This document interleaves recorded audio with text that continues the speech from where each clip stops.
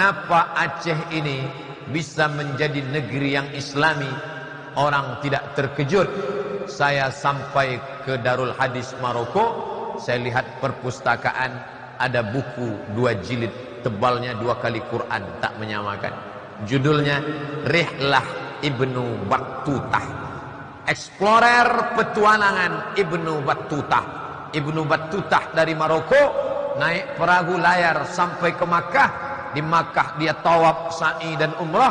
Selesai tahallul dia lanjutkan ke India. Dari India dia bercerita, aku pun sampai ke sebuah negeri. Negeri itu bernama Sumatra. Sampai ke pucuk Sumatera di atas, aku masuk ke sebuah kerajaan. Sultannya memakai jubah, ahli fikihnya memakai jubah. Mereka menunggang gajah, disebutnya di situ. Sultan itu menunggang gajah dan naik kuda. Aku pun diberi jamuan makanan.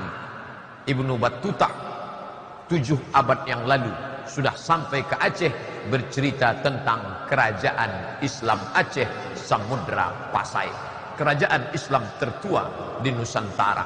Oleh sebab itu, kalau ada orang melihat Aceh negeri yang islami, dia tak terkejut. Ulama-ulama kalau dibuka silsilah nasabnya, itu sampai ke mana? Ke Aceh. Sumatera Barat ada tradisi yang besar, yaitu namanya Basapa. Basapa itu bersafar. Hari Rabu terakhir di bulan Safar, mereka pergi ke Ulakan dekat Pariaman, mengunjungi kubur wali Allah bernama Syekh Burhanuddin Ulakan. Syekh Burhanuddin, di mana dia belajar?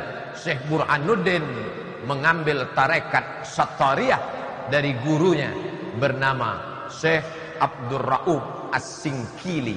Singkili artinya singkel dari Aceh. Orang yang pertama menerjemah Al-Quran.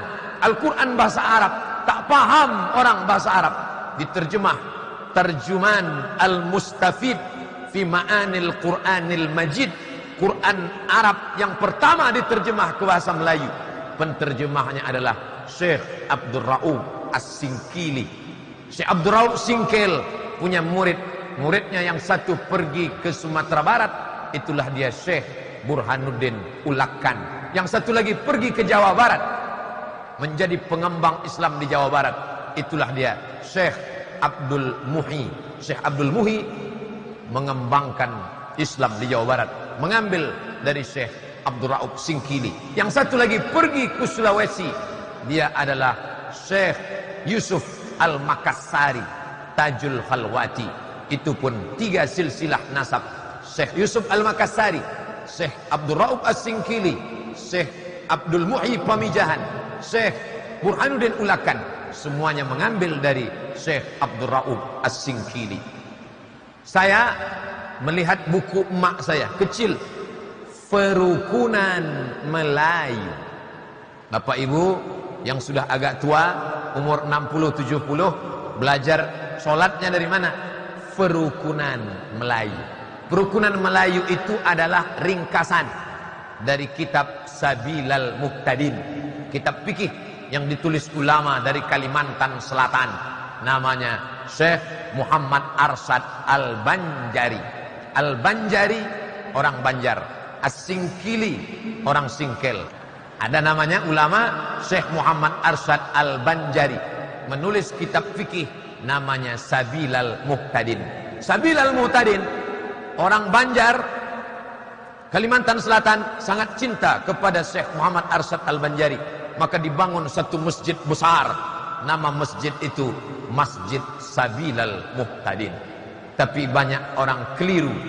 Syekh Muhammad Arsyad Al-Banjari menulis Sabilal Muqtadin itu adalah kitab syarah, penjelasan. Kitab induk intinya apa? Intinya adalah kitab Siratal Mustaqim yang ditulis oleh Syekh Nuruddin Ar-Raniri, ulama Aceh, yang namanya diabadikan menjadi UIN, IAIN Ar-Raniri, yang berubah menjadi UIN Ar-Raniri.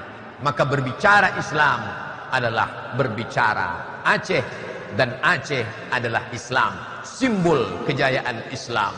Sebelum Nabi Muhammad lahir, orang Mesir sudah datang ke Aceh. Orang Mesir ke Aceh mau ngapain? Dia mau mencari ada satu batang pokok kayu, kalau dipotong keluar getahnya, dan getahnya itu namanya kamper. Getah kamper itu mereka bawa untuk mengawetkan mayat. Mayat kalau dikasih kamper maka tidak akan dimakan cacing. Kamper itu adalah kapur, dan kapur yang paling tua di dunia kita menyebutnya kapur Barus. Barus di bawah kerajaan Aceh sebelum merdeka menjadi Republik Indonesia berdaulat 1945. Dulu itu Barus masuk kerajaan Aceh. Maka kapur Barus, orang dari Afrika Utara, Mesir, sudah kemari untuk mengambil kamper. Makanya kalau lemari kita banyak kecoa, banyak ulat, masukkan kapur Barus, insya Allah tak akan ada kecoa. Maka badan kita kalau tidak mau dimakan ulat, makanlah kapur Barus. Bapak Ibu yang dimuliakan Allah Subhanahu wa taala, menjadi orang Aceh adalah kebanggaan. Terlepas dari sukunya, tapi dia sudah menjadi wilayah kekuasaan, kebanggaan luar biasa. Dari mana?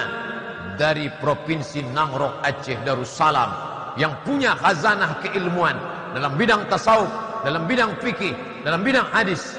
Tapi jangan bangga dulu, di balik kebanggaan itu ada tanggung jawab yang luar biasa.